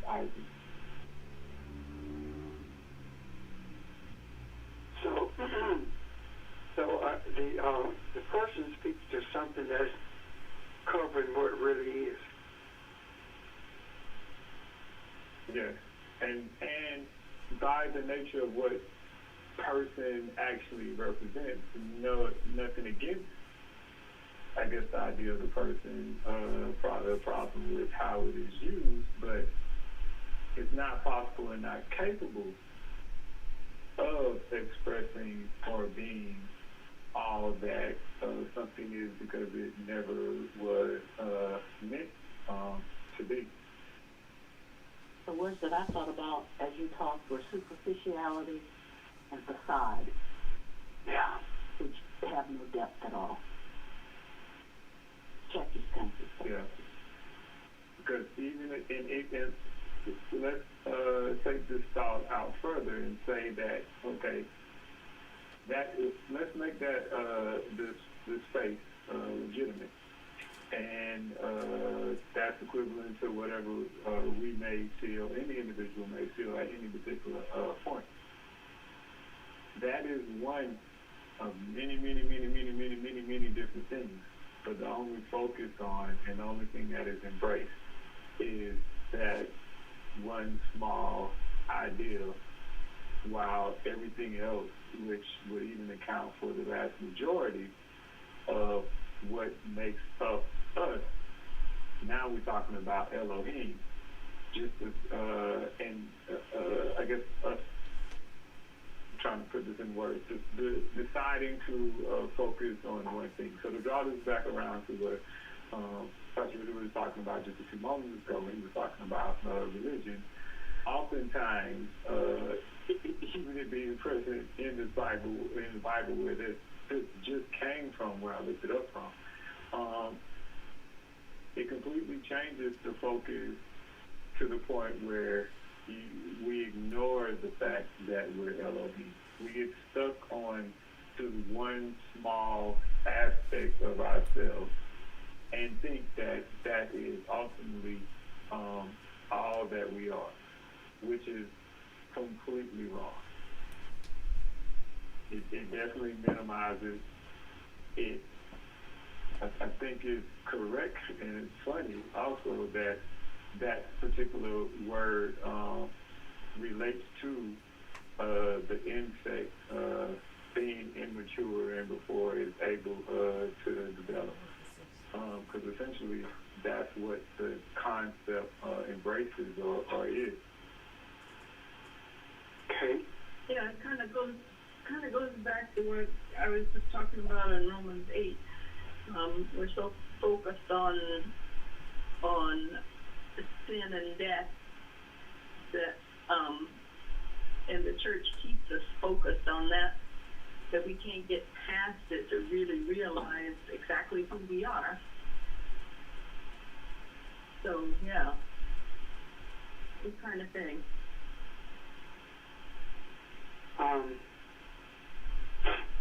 Excuse me.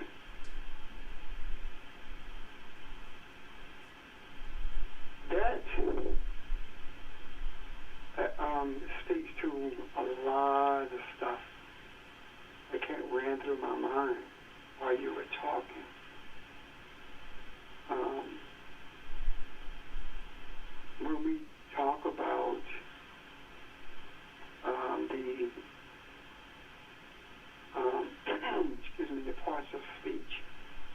pronoun, if you think about it, it subconsciously speak to our who we are. I am, you are, he or she is. It's just totally existent. We are, you are, they are. When you think about that spiritually, that's what we have been taught, and without realizing that how this relate to the spiritual essence of Elohim. Does that make sense to you?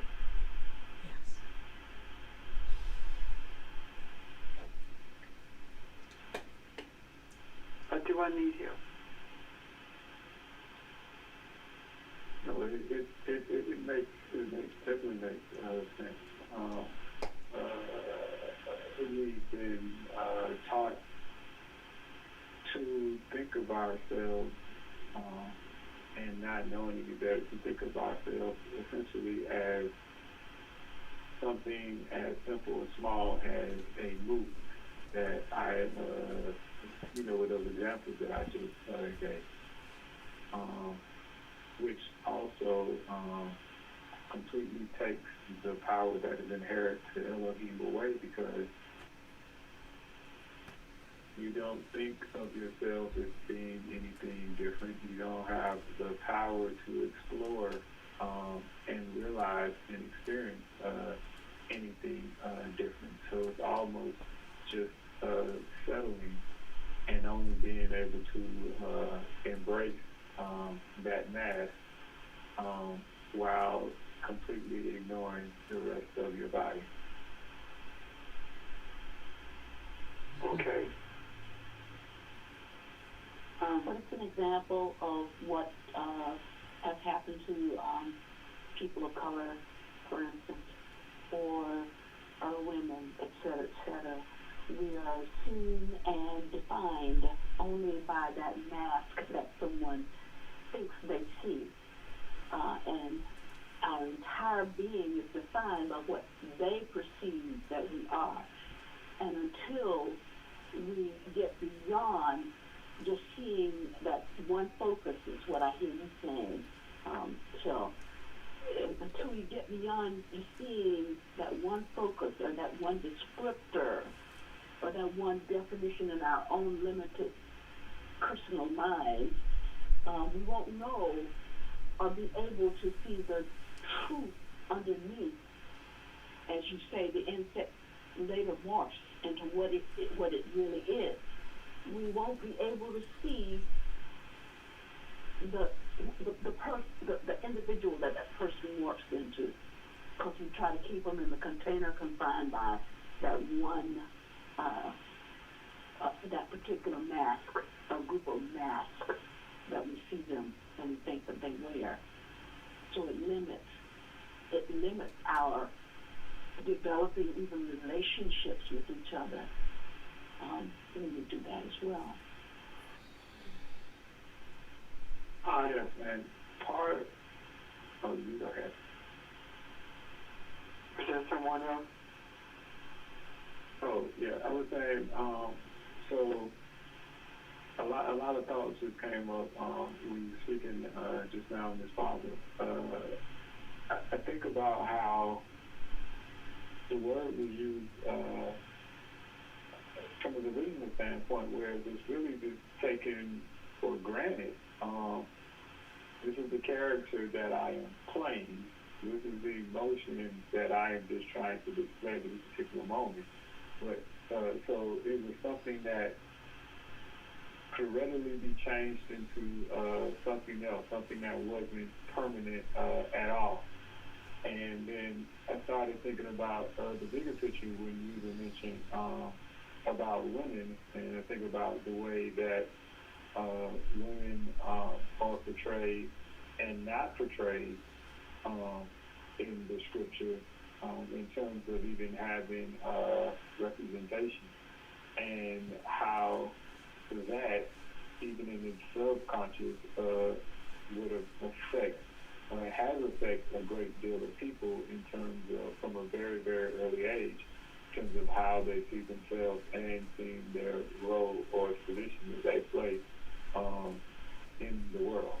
And even beyond that, even the, I don't want to say attributes, but a certain amount of balance and characteristics that is just as important in the world in terms of balance also being there, but not being uplifted or supported or held in high regard, even in terms of appreciation.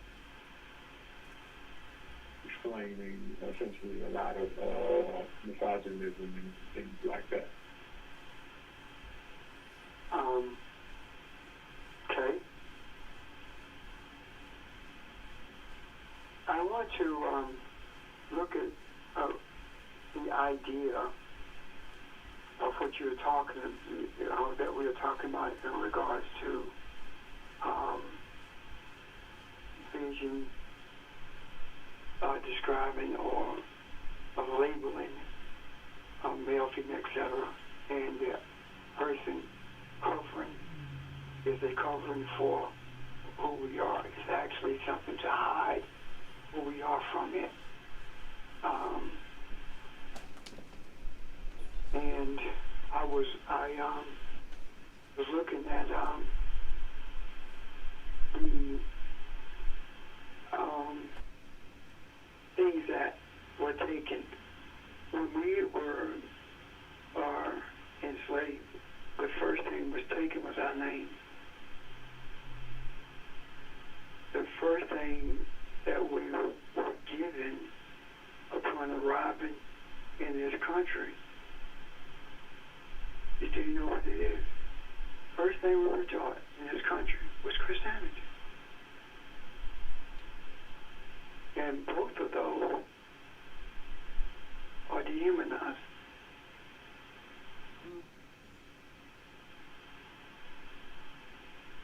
When you think about the presentation of Christianity being a justification for human trafficking, that speaks volumes about the root of Christianity, about the validity of those who say all men are created equal. It speaks to the integrity of a nation that declares it to be a Christian nation. And that integrity is flooded with the concept of dehumanizing anyone who does not have pink skin. Does that make sense? Yeah. Now, if what they meant for our bad is meant for our good,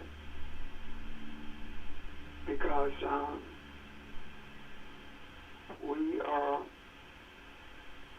they gave us something that came from where we came from, the East. The concept that when we arrived at this date, we were able to understand what those concepts really mean. And even now, the profession of Christianity falls from the lip of the most racist people that you will ever meet.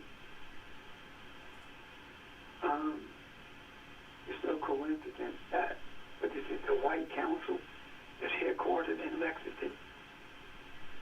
It's no coincidence that that's what happened, where they are housed. It's no coincidence that Dylan Ruth was a part of that the Lexington White Council. And it's no coincidence that he killed people of color in church in an effort, subconsciously or consciously, to say to us, our God don't belong to you and can't protect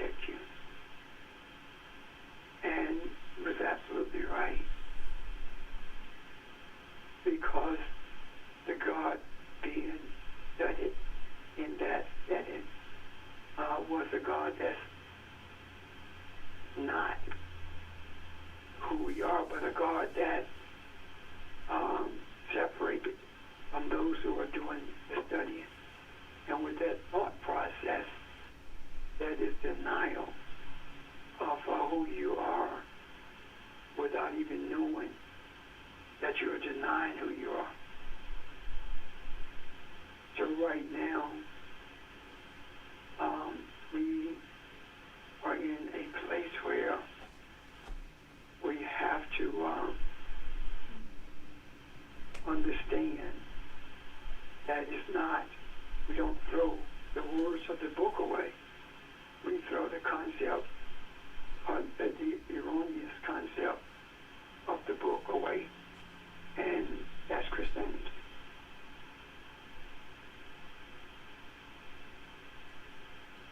Oh, so here we are.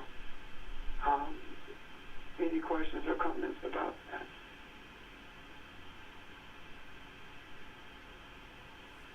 Okay, let me leave you with this encouragement.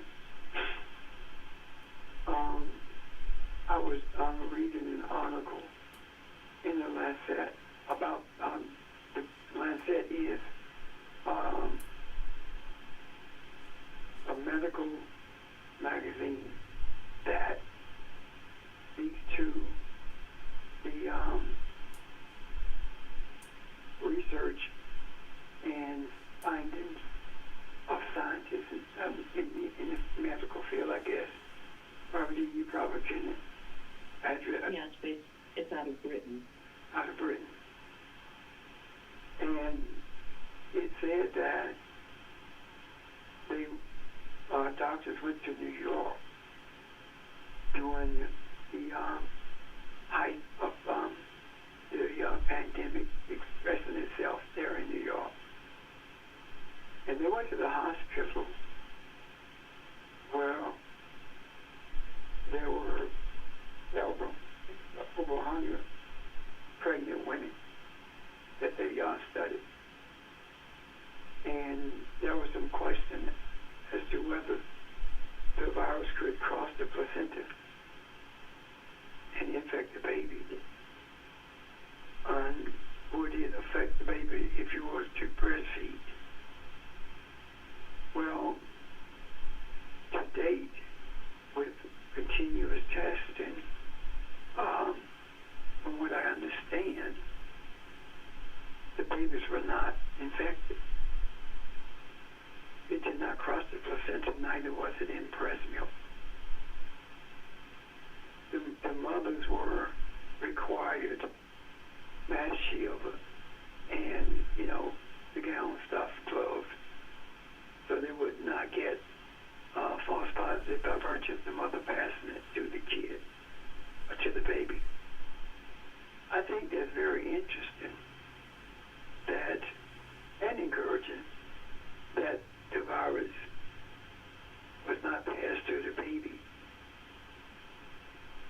Passed to the baby. Why do I think that's so interesting? Could it possibly be that it's reflective of innocence not being affected by this plague? Meaning the protesters, if the protesters were spreading COVID, that would be on every news channel, especially Sheldon's favorite channel, Fox. It would be headline news. So could it possibly be that this is a message? You're manifesting truth without even knowing it. And therefore, you are protected. The generation that's being birthed is also being protected. However, carelessness can infect after birth. But feeding does not. And being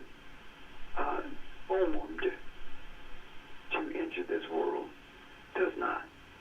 I think that's something to be followed, and I am going as much as I can follow